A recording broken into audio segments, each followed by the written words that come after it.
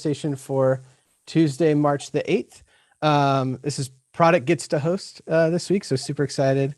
And we'll jump right into questions. Gila, it looks like you have the first one. Oh, not here, voiced by David. David. Hey, so I won't do a Gila impression. I'll just ask the question for you. So what are you most excited about leading the new product monetization team? Do you see any synergies between fulfillment growth, pricing, and product intelligence? Synergy is my favorite word. So I think personally, I'm the most excited to learn more about pricing. That's sort of my weakest or area of least experience in my career. And I've been a part of some big pricing related changes such as EOA in the last year, and so I'm excited to sort of learn how it works beyond sort of the execution and implementation of those changes. But broadly speaking, what I'm most excited about is synergies is a great word, but yes, connecting the dots between sort of our pricing and go-to-market strategy to what our growth teams do in helping convert free users to paid users and onboard our customers. And then the actual commerce and transaction pieces of fulfillment. Keith and Gila and I, prior to this change and prior to product monetization being a thing, we're collaborating a lot already. And so now this creates an opportunity where we can align our strategy and vision and direction for that entire sort of group of sections, and sort of work to achieve some of the really ambitious goals we have. Things with free user, first order, e-commerce. Those will all be even more possible because we're collaborating in that way now. You also have the second one, David. I do. Again, as Gila. Regarding the e-commerce self-service transaction metric, do you envision the target for SMB self-service transaction share percentage to be 100%? Reading from the notes, it seems that this metric is influenced by many factors such as product flow and sales processes.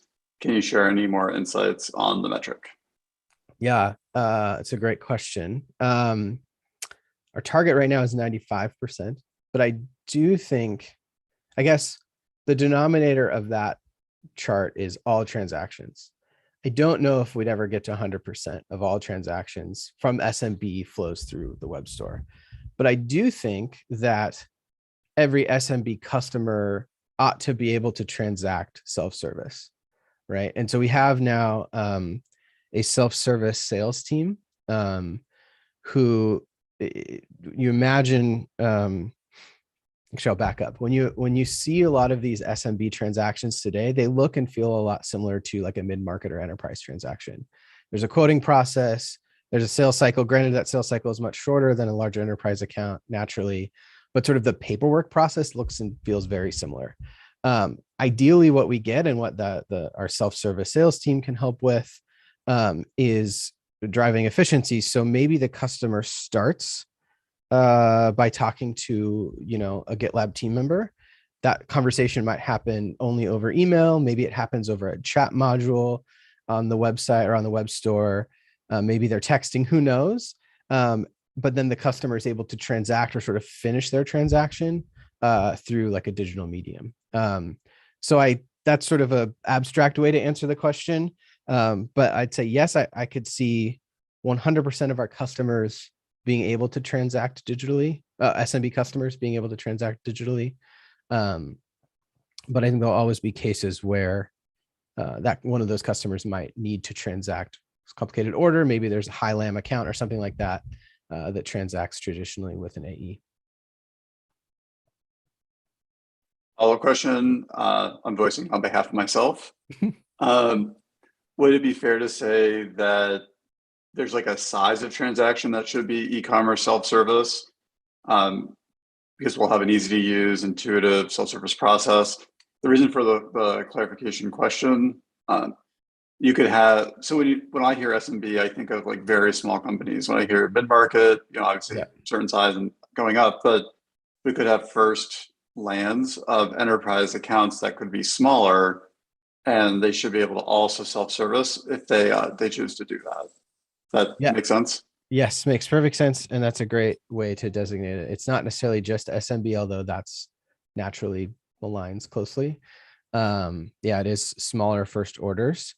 Right now, the simple sort of designation is, well, is the customer willing to pay with a credit card? And for a large enough order, most credit cards in the world don't allow that.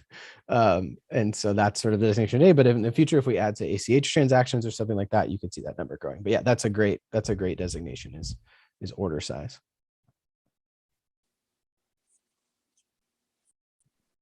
Great. Thanks for the question, Gila and David. Next one is Martin. Yeah. Hi, Justin. So a few weeks ago, I did a mapping between features YAML, paid features, so premium and ultimate, and service ping metrics key paths. And I'm finding that 50% of the paid features we have in features YAML are not instrumented, basically for self-managed, so to speak. And also it's a bit inconsistent. So there are, sometimes we have like the monthly active user metrics, sometimes we have objects count, sometimes we have both, sometimes we don't have anything. So I'm wondering why that is. Are there like guidelines missing maybe, or incomplete on when to implement these metrics and how? And the second question would be if there's any plans to alleviate that issue, maybe align metrics between SaaS, which are much more comprehensive that we have in Sisense, right? And the self-managed service ping metrics.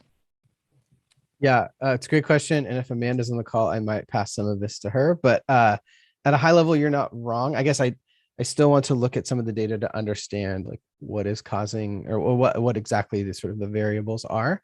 But in general, there's still a lot of room for improvement on especially our self-managed service ping data collection. For those unfamiliar, service ping is a set of aggregate counts that sort of increment on a customer's instance every day. And then once a week or so, we collect a payload from that instance. And so, instance X might increment, each time an issue is viewed or something like that, it increments a number.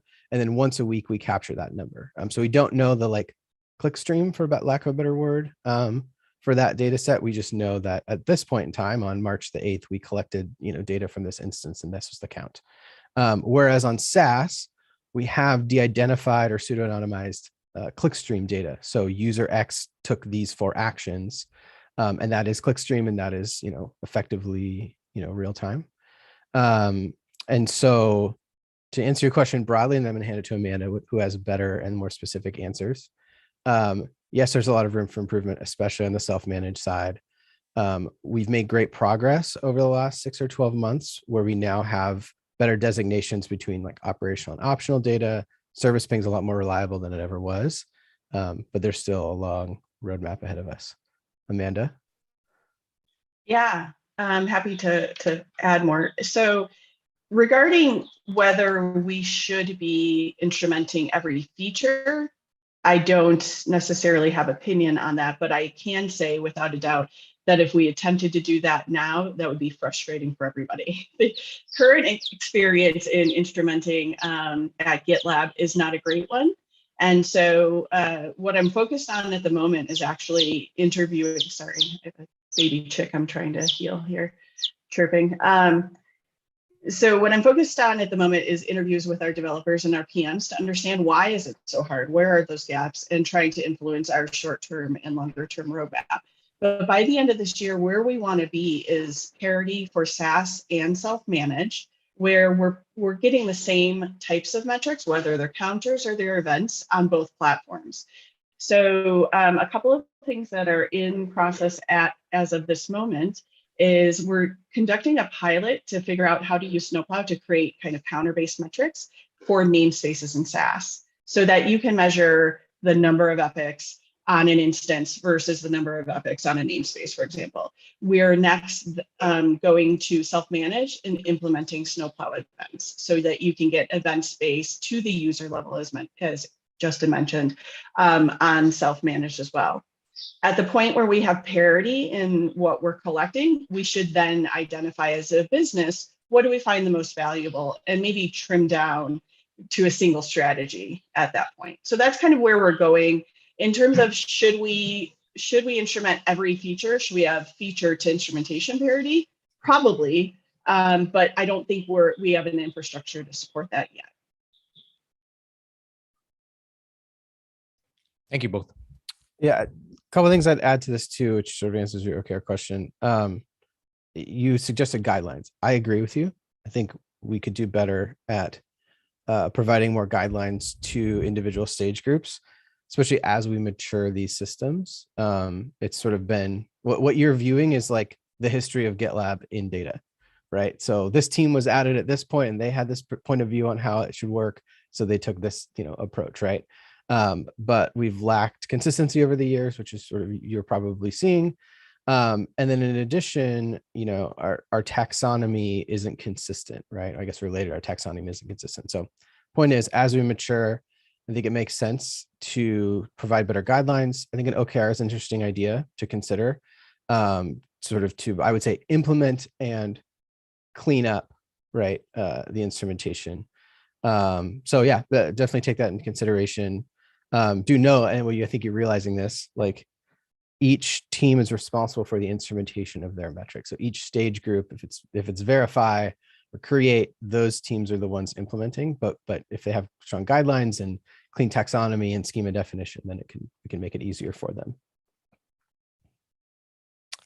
Thank you. Next group, the agenda. Joe, it looks like you have the next question. Yeah, I'll just verbalize this and then fill in the blanks later. So slide 9 talks about the eligibility of cloud license adoption. And, we see it go down over time as subscriptions come up for renewal. But I'm curious if we know the percentage that will never be eligible because they have a custom non-standard MSA, and if there's a way to work around that and apply that to the mutually agreed upon terms with that customer. Yeah, great question. So the short answer is all customers eventually will be eligible, right? Right now, we've intentionally skipped customers with custom MSAs only because we lack the visibility into what language is in their MSA. It's hard unless you are willing to manually go review each MSA. So the legal team's working on tools to give us better visibility there. But it's fine today if a customer wanted to do a contract reset or sort of revisit that MSA at the time of renewal, they absolutely can. And then we can include cloud license with that. And I think broadly speaking, our preference would be there's some MSAs out there that are fairly old. And so we'd love to get those on some more modern terms, right? So that sort of generally speaking, 100% of customers eventually will be eligible. The mechanics of how we go about dealing with that at scale for these customers that have custom terms is still TBD, but expect over the next 6 months or so for us to come up with a plan there. And the other thing I'd add too, I don't know if this was implied in your question, but some of those customers in those MSAs have sort of negotiated out or sort of wanted out of the option of transmitting the usage data or transmitting any sort of data from their instance to GitLab servers. I'll give a personal anecdote. I spoke with a customer last week where once they understood that the data in quotes isn't like source code or snippets from repositories or artifacts or whatever, and it's aggregate counts of things. For cloud license, bare minimum, it's the aggregate counts of seat utilization. They were totally fine with it, right? And in some cases where a customer maybe has like a national security charter or something like that, we're working on sort of an offline cloud license, which sounds silly in some cases. How is it in the cloud if it's offline? But the gist is the customer can review their data or review the payload, and they manually upload it. So if they're in an air-gapped environment, for example, they can pull that data out of the air-gapped environment and then from a workstation that is connected to the internet, upload it to sort of the cloud licensing intake system. So the point is, we'll have every way that a customer needs to be able to send us data and activate their instance with Cloud License, including custom MSAs, will be able to support that. Okay, thank you for that.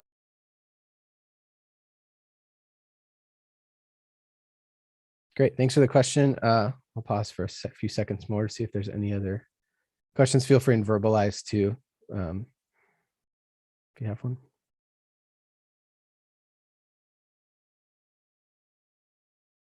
All righty, thanks all. Thanks for the great questions.